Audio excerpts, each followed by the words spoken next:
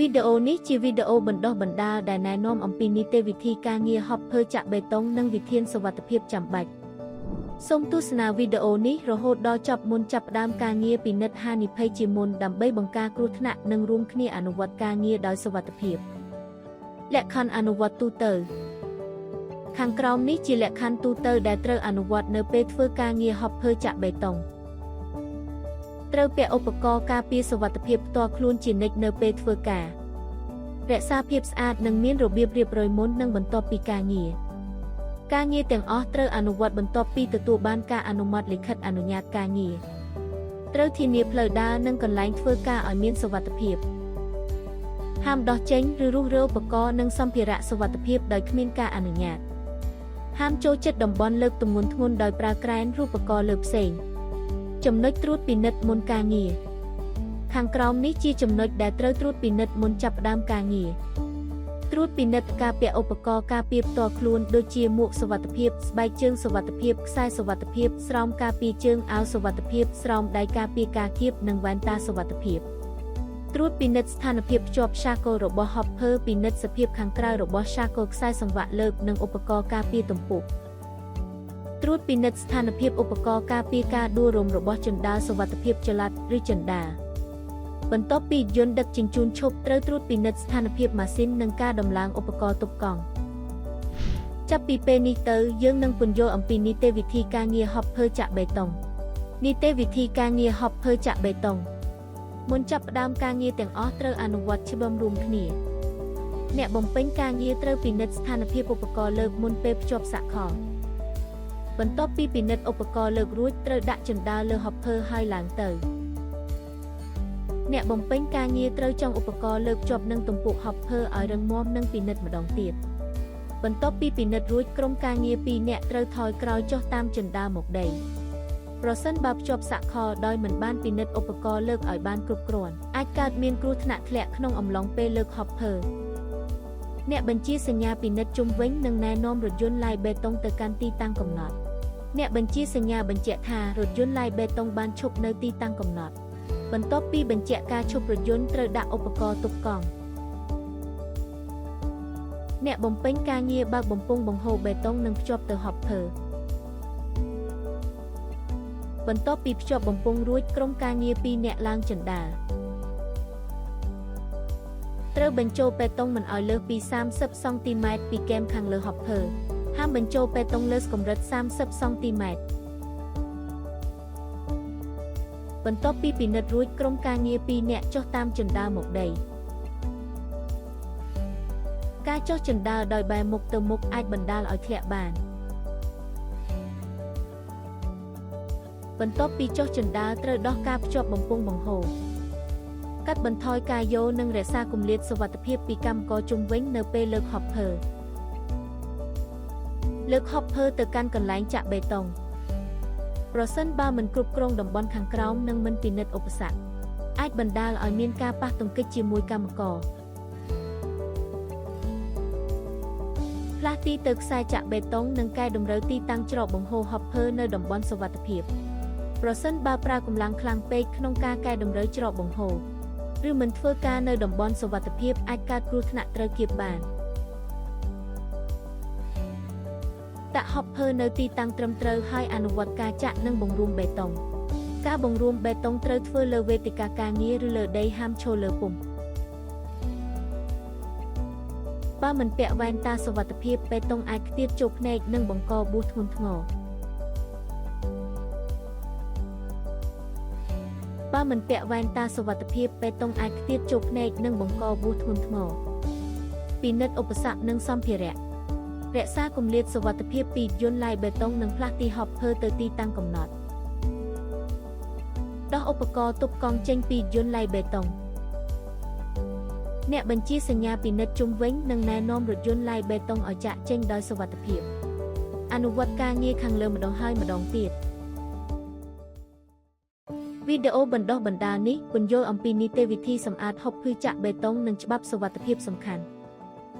សូមមើលវីដេអូនេះឲ្យចប់មុនពេលចាប់ផ្ដើមការងារត្រូវពិនិត្យចំណុចគ្រោះថ្នាក់ជាមុនដើម្បីបង្ការគ្រោះថ្នាក់និងធ្វើការងារឲ្យមានសុវត្ថិភាព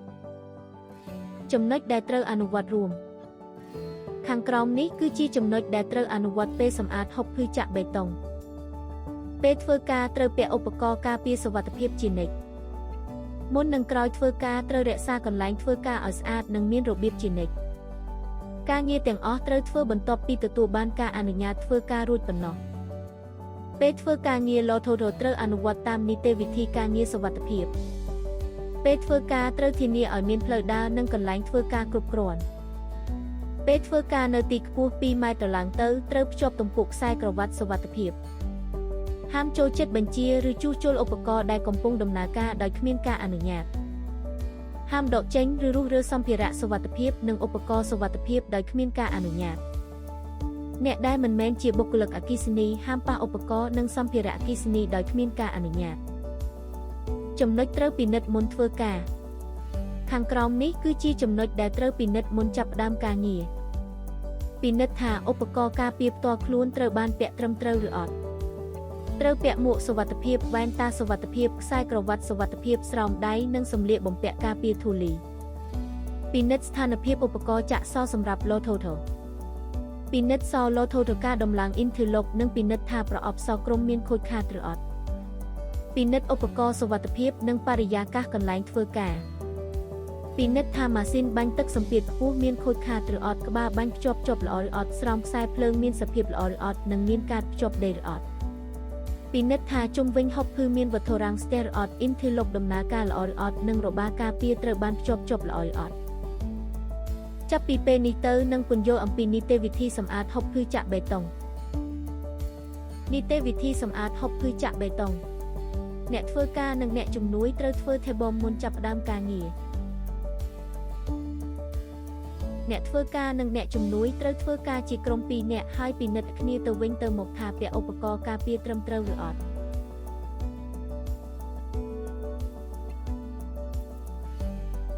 អ្នកធ្វើការនិងអ្នកជំនួយត្រូវចុះហត្ថលេខារួមគ្នានៅផ្នែកពិនិត្យឧបករណ៍ការពារអ្នកធ្វើការនិងអ្នកជំនួយត្រូវអនុវត្តការងារឡូថូបើកប្រអប់ចែកចាយអគ្គិសនីបិទប្រភពភ្លើងហើយប្រើសោបផ្ទាល់ខ្លួនរបស់ម្នាក់ដើម្បីចាក់សរួមគ្នាអ្នកធ្វើការត្រូវភ្ជាប់ទំពក់សុវត្ថិភាពទៅនឹងខ្សែជីវិតកាន់របារជណ្ដើរហើយឡើងជណ្ដើរបន្ទាប់ពីឡើងជណ្ដើររួចអ្នកធ្វើការត្រូវបិទទ្វារសុវត្ថិភាពភ្ជាប់ទំពក់សុវត្ថិភាពទៅនឹងខ្សែជីវិតខាងលើបាររួចទើបផ្លាស់ទីពេលធ្វើការនៅទីខ្ពស់ប្រសិនបើធ្វើការដោយមិនភ្ជាប់ទំពក់សុវត្ថិភាពអាចបណ្ដាលឲ្យធ្លាក់ពីទីខ្ពស់អ្នកជំនួយដែលរងចាំនៅខាងក្រោមត្រូវចុះម៉ាស៊ីនបាញ់ទឹកសម្ពាធខ្ពស់នឹងខ្សែហើយបញ្ជូនឲ្យអ្នកធ្វើការអ្នកជំនួយត្រូវភ្ជាប់ទំពក់សុវត្ថិភាពទៅនឹងខ្សែជីវិតកាន់របារជណ្ដើរហើយឡើងជណ្ដើរបន្ទាប់ពីឡើងជណ្ដើររួចអ្នកជំនួយត្រូវបិទទ្វារសុវត្ថិភាពភ្ជាប់ទំពក់សុវត្ថិភាពទៅនឹងខ្សែជីវិតខាងលើបាររួចទើបផ្លាស់ទីបន្ទាប់ពីត្រៀមរួចអ្នកធ្វើការត្រូវកាន់ម៉ាស៊ីនបាញ់ទឹកសម្ពាធខ្ពស់ដោយដៃទាំងពីរហើយចាប់ផ្ដើមសម្អាតនៅពេលនេះប្រសិនបើធ្វើការដោយមិនភ្ជាប់ទំពក់សុវត្ថិភាពអាចកើតមានគ្រោះថ្នាក់ធ្លាក់ពីទីខ្ពស់បន្ទាប់ពីសម្អាតរួចអ្នកជំនួយត្រូវភ្ជាប់ទំពក់សុវត្ថិភាពទុកហើយដើរថយក្រោយចុះជណ្ដើរអ្នកជំនួយត្រូវដោះទំពក់សុវត្ថិភាពនៅពេលដល់ដេកហើយប្រសិនបើដើរមុខចុះជណ្ដើរអាចផ្លាត់ជើងបណ្ដាលឲ្យដួលឬធ្លាក់ពីទីខ្ពស់អ្នកធ្វើការត្រូវចងខ្សែទៅនឹងម៉ាស៊ីនបាញ់ទឹកសម្ពាធខ្ពស់ហើយបញ្ជូនចុះទៅឲ្យអ្នកជំនួយខាងក្រោមអ្នកជំនួយត្រូវរៀបចំម៉ាស៊ីនបាញ់ទឹកសម្ពាធខ្ពស់និងទុយយ៉ូដាក់ក្នុងប្រអប់ទុកហើយរៀបចំបរិវេណជុំវិញឲ្យស្អាតទុយយ៉ូដែលមិនបានរៀបចំនៅលើឥដ្ឋអាចធ្វើឲ្យជំពប់ជើងនិងដួលបានអ្នកធ្វើការត្រូវភ្ជាប់ទំពក់សុវត្ថិភាពទុកហើយដើរថយក្រោយចុះជណ្ដើរអ្នកធ្វើការត្រូវដោះទំពក់សុវត្ថិភាពនៅពេលដល់ដេកហើយបន្ទាប់ពីពិនិត្យបរិវេណជុំវិញក្រោយបញ្ចប់ការងាររួចដោះឡូថូហើយបើកភ្លើងឡើងវិញ